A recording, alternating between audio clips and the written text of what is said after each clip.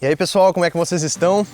O vídeo de hoje é para quem gosta de bike, porque quem gosta de bike sempre pensa em ir mais longe. É por isso que hoje nós vamos falar dos 5 maiores erros quando o assunto é viajar de bicicleta por longas distâncias. Então nós vamos trazer umas informações que vão servir bastante para quem está pensando ou está se organizando para a sua primeira aventura com a magrela. Mas com certeza também vai ajudar se você está fazendo viagens e quer saber ainda um pouco mais sobre esse assunto, sobre o universo do cicloturismo. E eu já vou começar com a pergunta para quem está assistindo aí. Você sabe a importância do seu like e a sua inscrição no canal?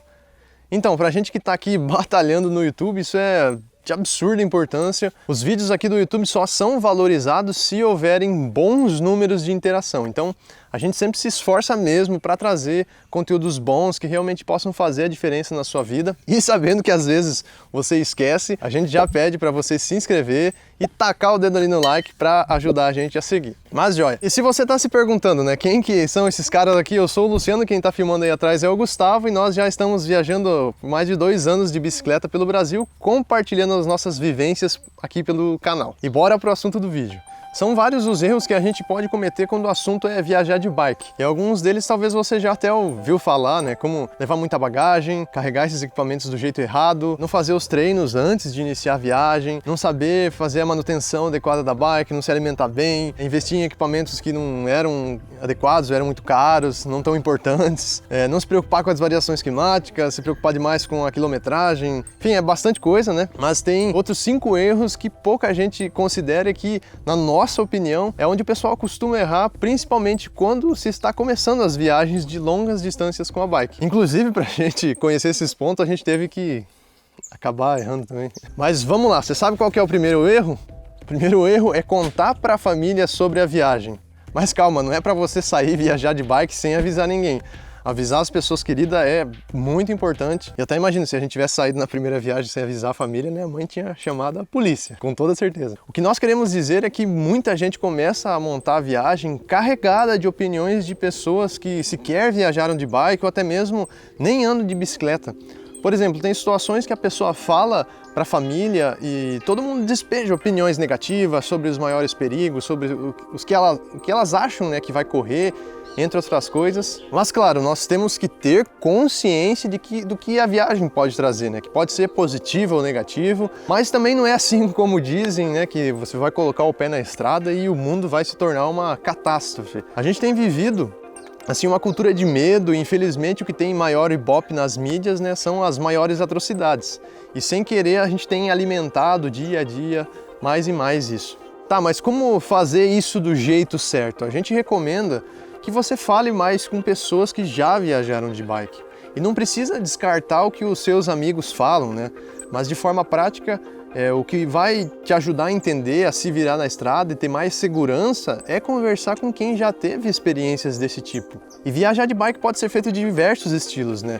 Assim eu sugiro que você procure um viajante que faça mais o seu estilo para trocar informações e conhecimento. Inclusive, né, no último vídeo que a gente postou no canal, a gente fez uma entrevista com a Pam Arangoni, esse material ficou muito legal e tá cheio de dicas valiosas para quem quer saber mais sobre viajar solo por muitos meses. E agora vamos ao segundo erro. O segundo erro é ter uma bike que não serve. Isso parece algo muito básico, né? Mas sempre vemos o pessoal errando por aí.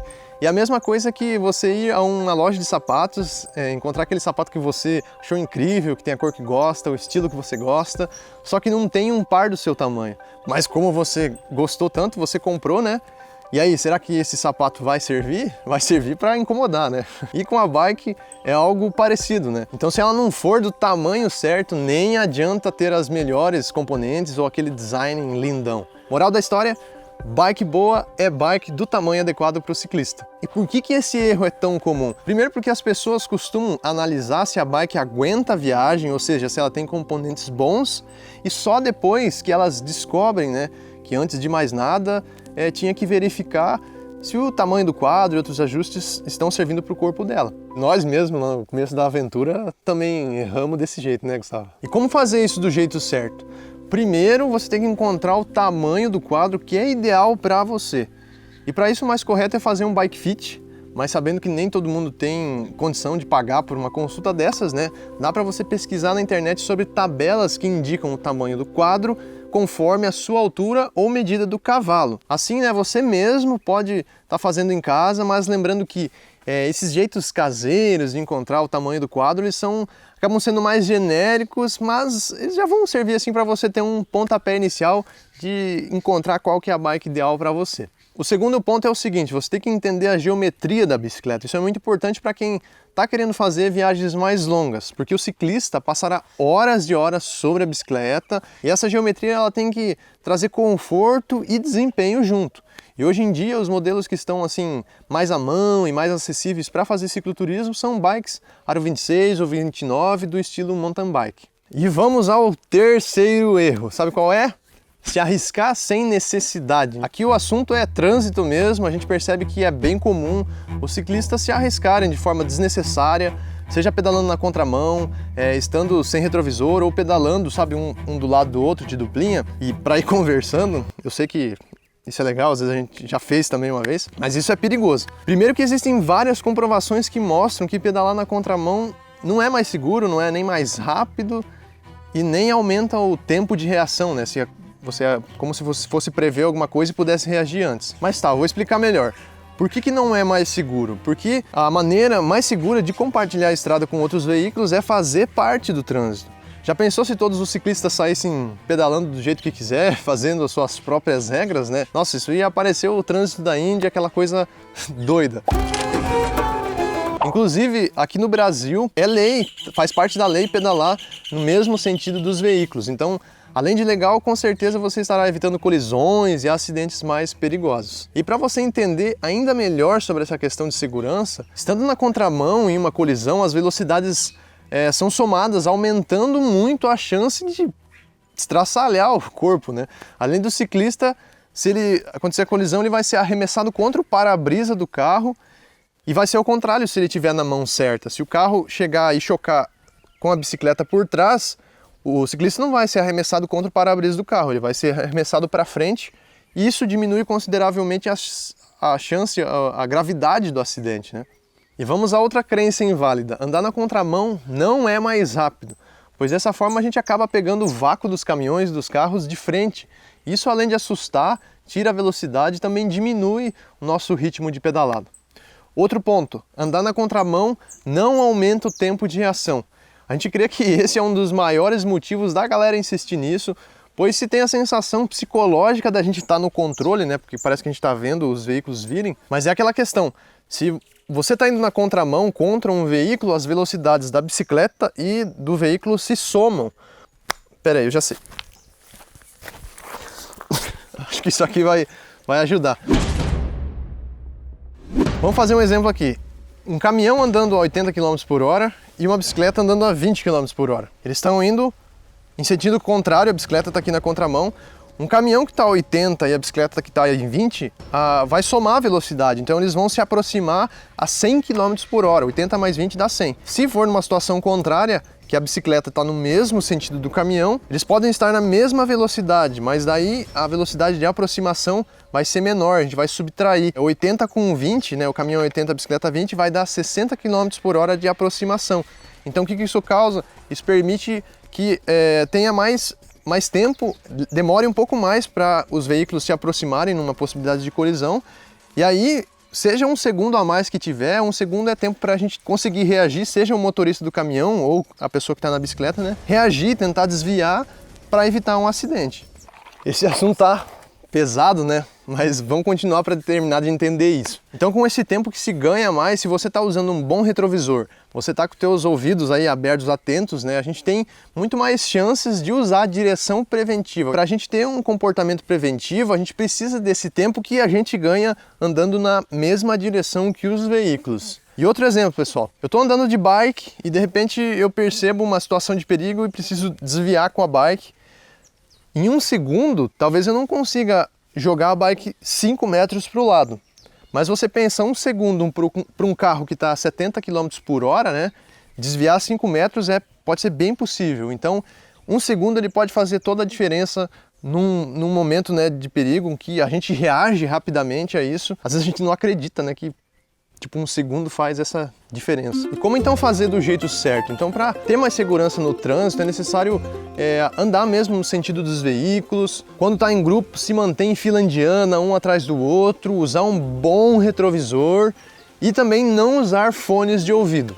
Quando eu falo de retrovisor, até a gente indica retrovisores de motocicletas, ou algum semelhante, né, que eles são grandes, resistentes, ficam super firmes na bicicleta. E até por isso no nosso curso de cicloturismo a gente fala de forma mais aprofundada sobre esses medos do trânsito, inseguranças em geral, que está presente principalmente quando a gente está começando uma cicloviagem. E se você ficou interessado no curso, quer saber um pouco mais, pode acessar aqui no link na descrição. E vamos ao quarto erro. Sabe qual é ele? Achar que só pedalar já está bom. O que isso significa, né? Quando a gente fala em viajar de bike, acaba sendo natural a pessoa pensar em fazer algum treino antes de começar uma jornada. Mas às vezes a gente pensa que o fortalecimento físico é só ficar bom em pedalar. Mas não é isso não. Para manter a inclinação do nosso tronco, né, que é a posição que a gente fica normalmente sobre a magrela, é preciso um mínimo de fortalecimento dos músculos que mantêm a nossa postura, né, como o abdômen, a lombar, ter também uma certa flexibilidade. Assim, para quem pedala pouco e pensa em fazer uma viagem de apenas 2 semanas, por exemplo, talvez não sinta claramente a falta desse fortalecimento, ou da segurança da postura e flexibilidade, mas para quem está frequentemente sobre a bike, isso é assim, importantíssimo. Por exemplo, eu comecei a viajar de bike, eu não tinha dores na coluna, mas depois de algum tempo na estrada, a rotina da pedalada acabou agravando um problema que eu já tinha na coluna. E que barra, cara!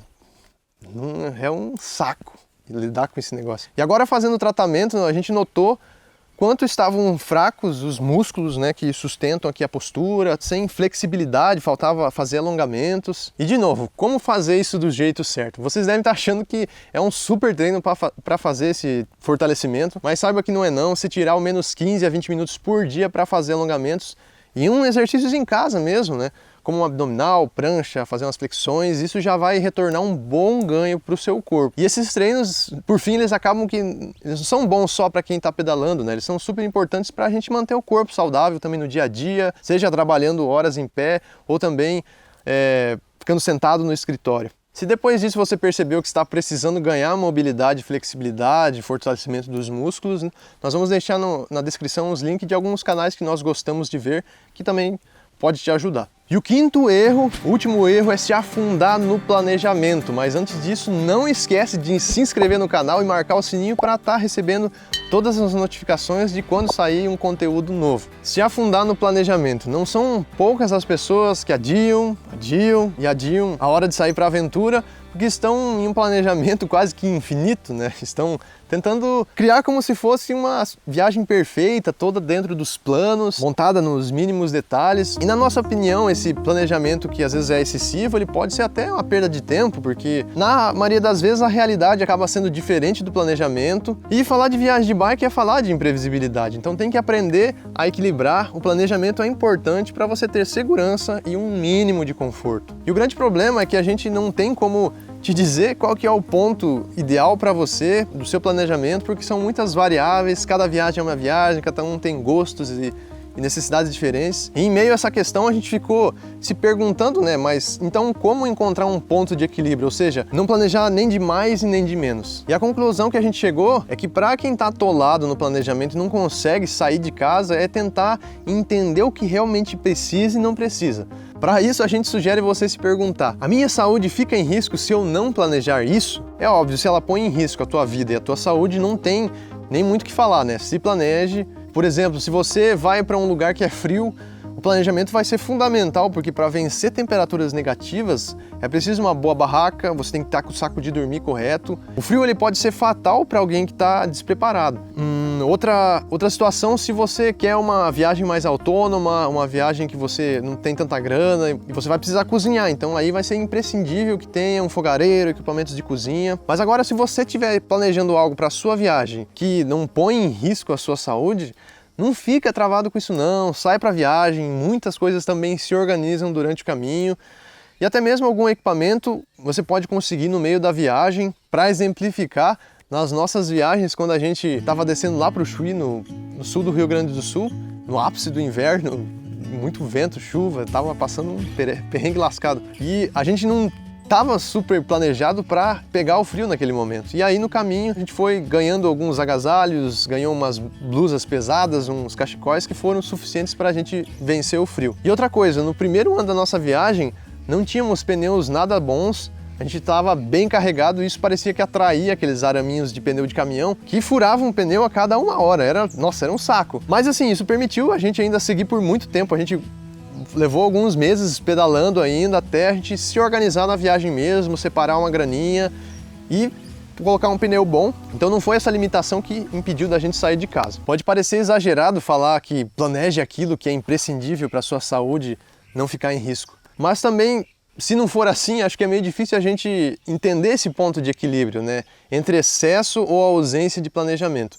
Pois se a gente falar assim, leve apenas aquilo que é importante, não funciona muito bem, pois cada um tem algo que é importante para si, mas que talvez não seja necessariamente imprescindível para a viagem. Então, tem gente que a coisa mais importante é ficar com o seu urso de pelúcia, a sua cama, o seu cobertor, aquela roupa preferida, o computador, ou aquele tênis maneiro, né? Então a questão não é somente importância, mas sim o que você que fará diferença para a sua sobrevivência na estrada. Porque para viajar de bike, a gente tem que aprender a ser minimalista de verdade. Parece que viajar de bike é uma desgraça, né? Mas fica tranquilo, gente, não é não. Viajar de bike é super bom e, nossa, a gente não vê a hora de ter as experiências de novo na estrada. E outra coisa que acho que, assim, maior dos erros é não sair de casa. Então, tem tanta, gente, mas tanta coisa boa pra gente viver, pessoas pra conhecer, lugares lindos, e às vezes a gente fica gastando tempo demais com as coisas. A gente desperdiça oportunidades de sair, conhecer novas realidades e ainda colaborar, às vezes, pra construir um mundo melhor. Mas é isso aí que a gente tinha pra compartilhar com vocês. Conta pra gente nos comentários se você já cometeu algum desses erros, se também você gostou do vídeo, gostou desse assunto. E se você assistiu até aqui, comenta aí. O maior erro é não sair. Avante! Indo na contramão... Muito pequena a bicicleta. Mas já serve. A gente, como o grupo, também faltava de... Poucas as pessoas que adiam. Me perdi. Oh, meu chapéu.